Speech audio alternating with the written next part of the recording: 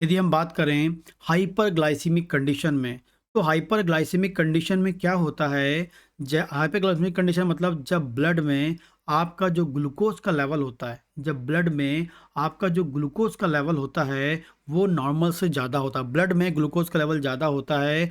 Normally क्या होता है, खाली पेट हम बात करें, ग्लूकोज का जो लेवल होता है वो होता है 70 से 110 ग्राम पर डीएल होता है।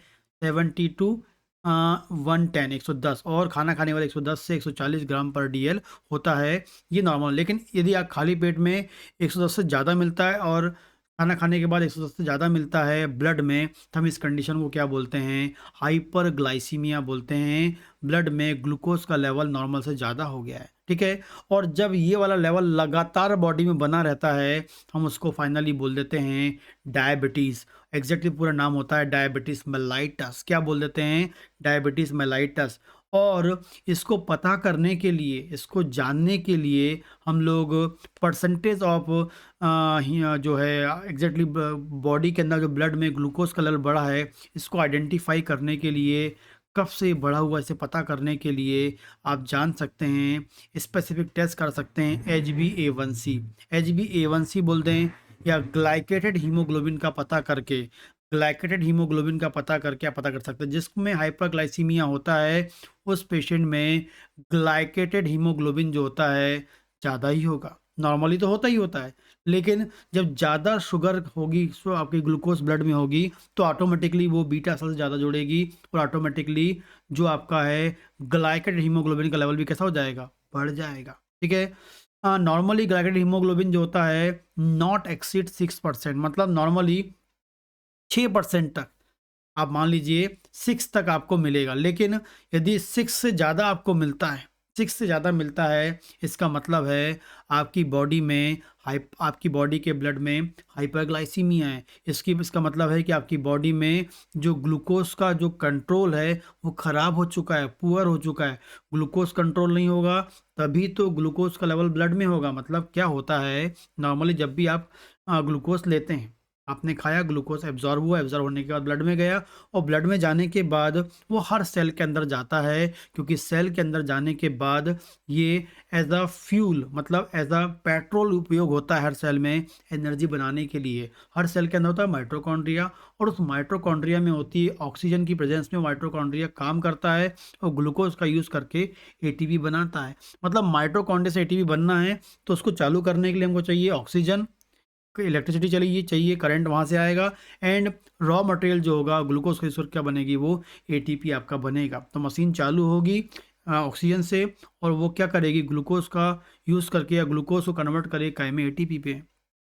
लेकिन जब ये ग्लूकोज सेल के अंदर नहीं जा पाएगा, जब ये ग्लूकोज सेल के अंदर नहीं जा पाएगा, तो कहाँ पड़ा रहेगा? ब्लड में पड़ा रहेगा। तो जब ग्लूकोज आपके सेल के अंदर नहीं जा रहा है, और सेल के अंदर पहुंचाने के लिए एक इंपॉर्टेंट चीज़ चाहिए होता है इंसुलिन। यदि आपकी बॉडी में इंसुलिन की कमी है, या बॉडी में इंसुलिन रेजिस्टेंस हो जाता है, इंसुलिन की कमी होगी, तो इंसुलिन नहीं होगा आपका ग्लूकोज सेल के, क्योंकि ग्लूकोज को सेल के अंदर पहुंचाना है, तो वहाँ पर इंसुलिन का होना बहुत ज़रूरी है। नॉर्मल इंसुलिन होगा तो ग्लूकोज को सेल के अंदर पहुंचा देगा, और नॉर्मल इंसुलिन नहीं होगा तो ग्लूकोज को सेल के अंदर नहीं पहुंचाएगा।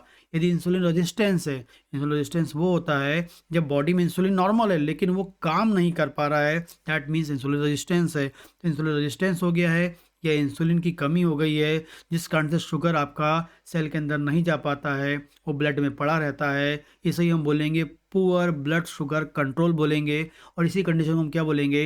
हाइपरग्लाइसीमिया बोलेंगे। और जब लगातार ग्लूकोज ब्लड में पाया जाएगा, तो वो कहीं ना कहीं हीमोग्लोबिन के संपर्क में आएगा, और हीमोग्लोबिन के बीटा सेल से बाइंड होगा, और जिससे लगातार वो बाइंड होता जाएगा, और आपकी बॉडी के अंदर ग्लाइकेटेड हीमोग्लोबिन का लेवल, मतलब HbA1c हीमोग्लोबिन का लेवल बढ़ने लगेगा।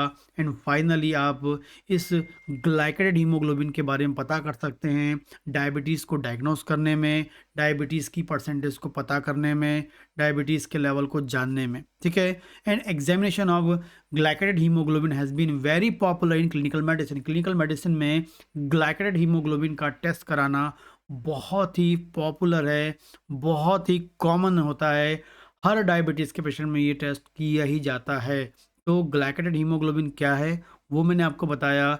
उसका एक और नाम क्या है, HbA1c, जो क्लिनिकली बहुत ज़रूरी होता है। कई बार वाइवा में क्वेश्चन आता है, बच्चा नहीं बता पाता है, लेकिन क्लिनिकली भी आपको नहीं पता होता है। तो क्लिनिकली आपको पता होना चाहिए ग्लाइकेटेड हीमोग्लोबिन हर किसी की बॉडी में, लेकिन वो 6 से कम है तो नॉर्मल है, होता ही है। लेकिन 6 से ज़्यादा होने लगेगा, दैट मीन्स बॉडी के अंदर ब्लड में शुगर का लेवल बढ़ने लगेगा, तो ऑटोमेटिक ग्लाइकेटेड हीमोग्लोबिन का लेवल भी बढ़ेगा, और जो आपको इंडिकेट करेगा मतलब डायबिटीज़ के बारे में, डायबिटीज़ की क्रोनिसिटी के बारे में, डायबिटीज़ कितने दिन से है वो आपको बताने में पता करेगा, कि लास्ट 3 मंथ का लेवल आपको बता पाता है क्या, HbA1c बता पाता है। ठीक है, तो ये इंपॉर्टेंट कॉन्सेप्ट है, क्लिनिकल कॉन्सेप्ट्स है, जो आपको पता होना चाहिए कि HbA1c क्या होता है, ग्लाइकेटेड हीमोग्लोबिन क्या होता है। ठीक है, एक्चुअली में कई लोग HbA1c को समझते ही नहीं है, वो एग्जैक्टली सोचिए आप ग्लाइकेटेड हीमोग्लोबिन ही HbA1c है। बहुत सारे बच्चे इसको आइडेंटिफाई नहीं कर पाते हैं, उनको पता होता है HbA1c टेस्ट होता है, लेकिन एग्जैक्टली उसमें हम हीमोग्लोबिन जो है उसको पता कर रहे हैं। यहाँ से भी आपके बहुत सारे क्वेश्चन कॉम्पिटिटिव एग्जाम में भी कई बार आ जाते हैं, जो आपको यदि ये नहीं पता होगा तो आप कैसे उसको जो एग्ज़ाम को में आप जो क्वेश्चन सॉल्व कर पाएंगे। ठीक है, तो वहाँ भी हेल्प मिल जाएगी, और क्लिनिकल कॉन्सेप्ट तो आपका यहाँ से आ ही जाएगा। ठीक।